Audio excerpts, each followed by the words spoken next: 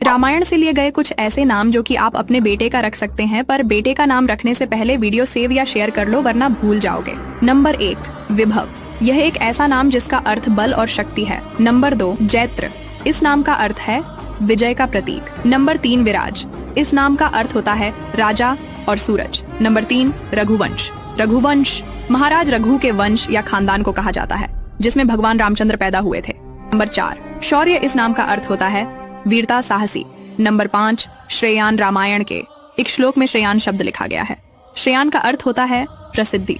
अगर आप कोई और भगवान के ऊपर नाम चाहते हैं तो मुझे कमेंट में बताएं।